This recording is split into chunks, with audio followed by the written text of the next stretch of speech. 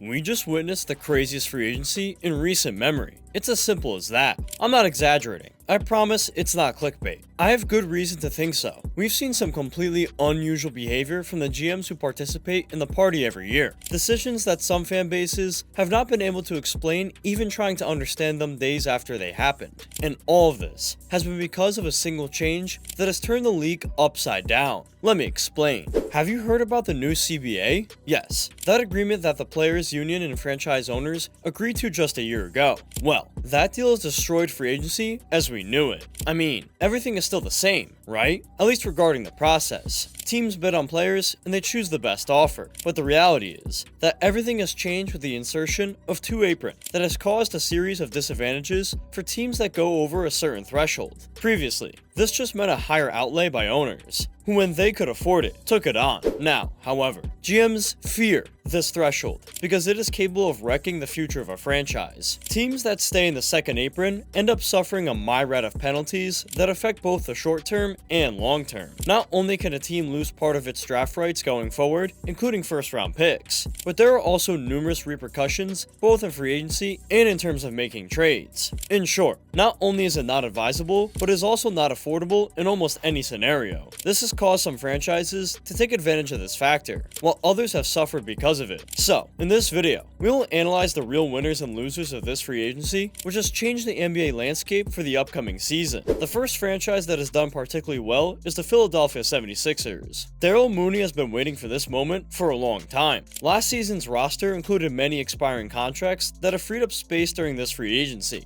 and that has allowed them to get Paul George without giving up any assets in return. Yes, I know the forward is 34 years old and not in his prime, but he's not that far from it either. And really, the 76ers had no other option. Joel Embiid's window for a championship is getting smaller and smaller, and Philadelphia needed to make that final push for a championship. This has come about thanks to a phenomenon unheard of in the NBA. The Clippers have chosen to do without Paul George without getting anything in return, just to keep away from that second apron and maintain their maneuverability going forward. And I can assure you that this would not have happened with the old CBA. Another team that has benefited greatly from free agency, but for one reason only, is the Cleveland Cavaliers. For the simple fact that they extended the best player they've had since the LeBron James era. It's been rumored for many seasons that Donovan Mitchell yearns to play in a big market. That's what you expect when you're a borderline superstar who has played his entire career in Utah and Cleveland, right? A lot of people were saying that in the summer of 2025, the guard would choose his destination after his contract with the Cavs was up, but that's not going to happen.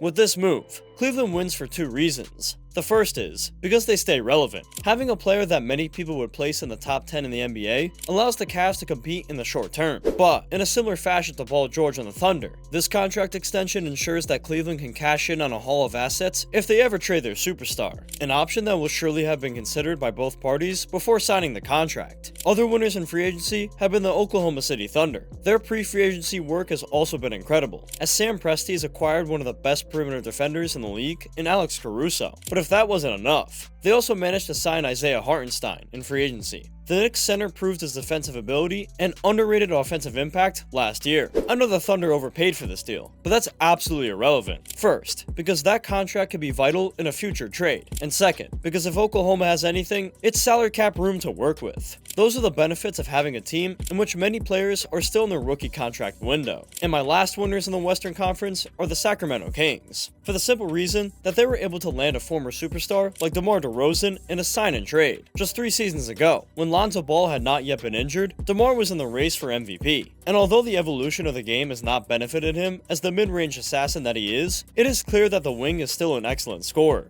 The Kings compete with 3 huge markets in California: the Lakers, Clippers, and Warriors. So it's not easy to attract free agents for them. That's why this trade is really beneficial for Sacramento. Yes, I know that a non-shooter who isn't spectacular on the defensive end doesn't seem like a great signing in the modern NBA, but at the end of the day, DeRozan is still a difference maker. In doing so, Sacramento adds some power to a team that last season fell short to compete in the tough Western Conference. At this point, you just have to stack up. Besides these 4 teams, and perhaps the Dallas Mavericks, there are not many around the league that could be said to have improved their roster. There are other teams, such as the Mavs, that even though they have taken a risk, they could also fall into this category after getting Klay Thompson for a lower contract than what a starter usually has in the NBA nowadays. Or like the New York Knicks, who have certainly improved their team this offseason, but they have done so through trades. In fact, New York has lost its starting center in free agency and doesn't have many other options to work with, but their depth on the perimeter is unheard of, especially on the defensive side of the court.